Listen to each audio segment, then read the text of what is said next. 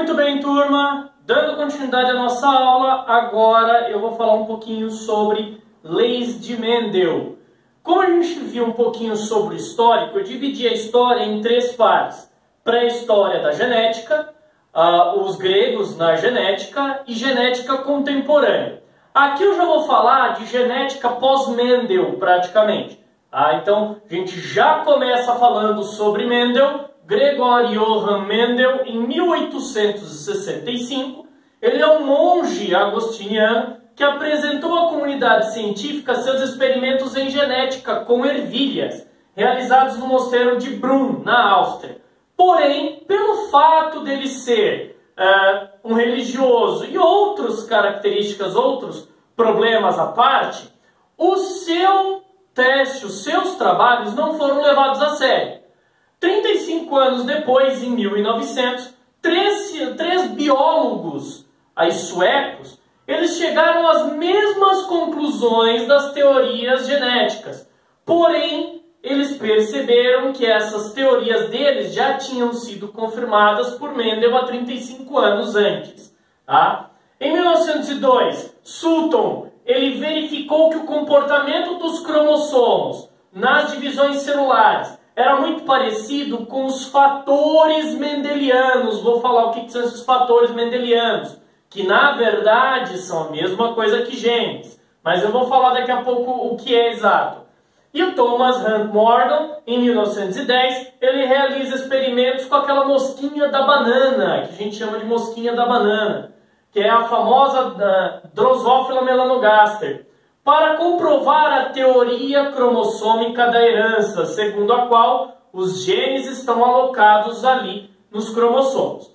Beleza? A gente vai falar um pouquinho agora sobre a famosa primeira lei de Mendel. Vamos entender o que é a primeira lei de Mendel. Então, Mendel tinha as mesmas ideias e as mesmas questões que todos nós temos. De onde viemos e como é passado as características de uma pessoa para outra. O que fez aí o diferencial do trabalho de Mendel, O sucesso dele foi considerar aí dois motivos, duas situações que nenhum cientista da época considerava. Ele levou em conta o material biológico que ele escolheu e, é claro, ele usou um método de atividades voltados mais para a parte de matemática, coisa que os cientistas na época não realizavam, não faziam. Entre 1857 até 1866, Mendel realizou aproximadamente 10 mil experimentos com ervilha, mas não é qualquer tipo de pé de ervilha, da espécie Pisum sativum. Por que Mendel escolheu exatamente esse tipo, essa espécie? Ele observou que os diferentes indivíduos dessa espécie apresentam certas características com variedades bem definidas e variedades reduzidas. Então, para cada característica, ele percebeu que tinham duas variedades apenas. E eram muito claras essas variedades. E ele separou 7 dessas características. Quais eram essas 7? Ele foi estudando, por exemplo, a cor da semente, cotiledone, a cor da semente, ele percebeu que tinha ou amarelo ou verde. Vou explicar também essa questão do dominante recessivo depois. Forma da semente, ou ela era lisa ou ela era rugosa. A cor do tegumento da semente, uma pelinha que envolve a semente, ou ela era colorida ou era branca. Forma da vagem onde você tem as sementes, ou ela era bem cheinha, bem grossinha, ou era enrugada. Cor da vagem, ou era amarela ou verde.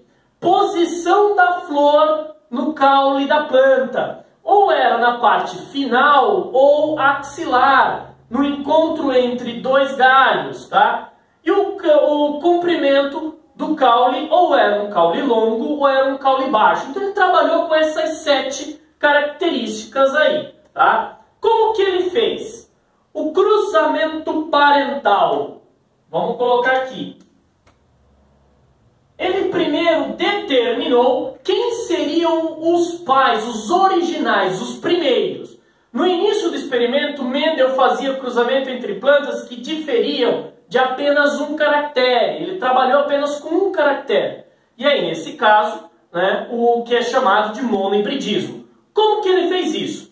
Ele começou a plantar indivíduos que apresentavam, por exemplo, a cor da semente amarela. E aí ele começou a plantar indivíduos que tinham a cor da semente verde. Outra característica muito interessante desse tipo de planta é que suas flores eram fechadas. Então as plantas realizam autofecundação, não tem como você misturar, a não ser que você faça isso mecanicamente, que você vá lá e misture. E foi o que ele fez. Ele plantou indivíduos com a semente de cor amarela e cruzou com a semente indivíduos de cor verde. Como que ele fez isso? Ele foi lá, pegou o pólen de uma e colocou na flor da outra, e assim vice-versa. Qual foi o resultado final desse cruzamento? Todos os indivíduos, no que é chamado de filhos 1, né, surgiram com sementes amarelas. Ele percebeu que as sementes verdes haviam desaparecido. O trabalho de Mendel não acabou aí. O que ele fez? Deixou os indivíduos, filhos 1, entrar em autofecundação, literalmente se cruzando entre eles.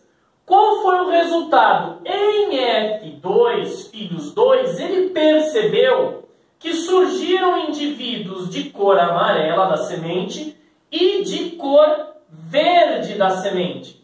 Só que aqui sempre surgiam com uma proporção. Qual que era essa proporção? A cada 4 sementes, 3 eram amarelas e uma era verde. Então ele percebeu que isso se repetia. Ele ia lá, fazia tudo de novo, parentais, amarelo e verde. Cruzava, só saía amarelo, sementes amarelas. Aí ele cruzava amarelo com amarelo, desse tipo, F1.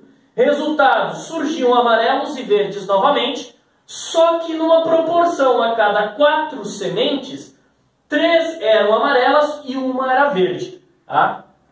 E aí ele foi chegando a algumas conclusões. Olha lá, ó, o reaparecimento da cor verde entre os descendentes do cruzamento de F1 permitiu que ele chegasse à conclusão de que o caráter recessivo permanece latente, escondido, né, em F1, que depois ele aparece de F2 para frente. Então ele determina que o caráter recessivo é aquele que entra em recesso em uma geração, mas ele pode se manifestar nas próximas.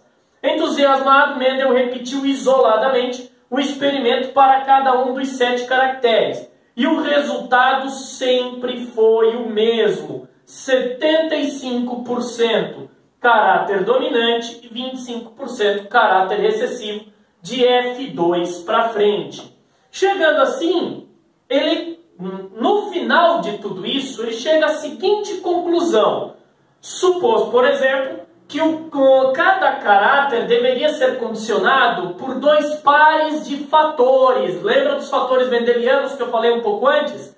Aqui estão os fatores de Mendel. Ele não sabia o que era, mas ele acreditava que para poder gerar uma característica, eu precisava de um par de fatores, ou partículas hereditárias. Admitiu também que, durante a formação dos gametas, apenas um dos fatores é transferido para essa célula reprodutiva. A confirmação dessas ideias permitiu o surgimento da primeira lei. E aí a primeira lei, que é chamada de lei da segregação dos fatores, cada caráter é determinado por um par de fatores que se segregam ou se separam durante a formação dos gametas, onde aparecem sempre em doses simples. Fatores mendelianos, porque ele não sabia o que eram esses fatores. Atualmente, como que fica a nossa primeira lei de Mendel? Os fatores nada mais são que os genes. Então, os 2 alelos de um gene se separam um do outro durante a formação das células sexuais, de modo que metade dos gametas carregam um dos alelos e a outra metade é carregado pelos outros alelos, tá? Resumindo, tanto Mendel quanto atualmente na parte da genética, a gente fala sobre meiose. Por isso que eu falei, tem que saber meiose, divisão celular, de ponta a ponta. Se não souber, volta no vídeo sobre divisão celular para poder rever esse item, ok? E já que a gente está falando aí sobre o uso da genética, uma outra característica muito interessante de Mendel foi a ideia de usar a matemática para prever eventos. Ele acaba usando da probabilidade. Vamos entender um pouquinho como foi essa ideia de probabilidade em genética, coisa que até o presente momento muitos cientistas não usavam isso, né? Então é a aplicação estatística mais utilizada em genética, que é, no caso, a probabilidade. Método que permite calcular os resultados esperados de uma descendência. Como que eu faço isso? A probabilidade ela pode ser calculada pela fórmula probabilidade sendo igual ao número de eventos prováveis divididos pelo total de eventos. Aqui dei o exemplo aí do dado. Vamos brincar de dados, vamos jogar dados, né? Então, nesse caso, olha só, a probabilidade é igual ao número de eventos possíveis, né? Vou colocar aqui melhor, ó. Eventos possíveis divididos pelo total de eventos. Total de eventos ou eventos reais, né? Os eventos que a gente pode encontrar. No caso dos dados aqui, o exemplo que eu coloquei aqui. Eu vou jogar o dado. Eu espero cair para cima a face 3 do dado, né? Esse é o lado que eu quero. Como ficaria essa probabilidade? Facinho. Probabilidade seria igual. Qual que é o número de eventos possíveis ou prováveis, ou o número que eu escolho, que eu escolhi? Não foi o número 3? Então só tem uma possível. E aqui o total de eventos que tem. O dado tem 6 lados, então nesse caso seriam 6 eventos. A probabilidade de cair o lado 3 do dado, quando eu jogo, é sempre de 1 em 6 tentativas. Por que 1 em 6 tentativas? Porque o dado tem 6 lados, tá? Lógico que se eu jogar 6 vezes, isso zera, tá bom? Mas mesmo assim, essa é a probabilidade em si. Além disso, existem o que chamamos de tipos de probabilidades. O que seriam esses tipos de probabilidades, né? Dentro da genética, a gente trabalha com 2 tipos. A regra do ou. Vamos lá.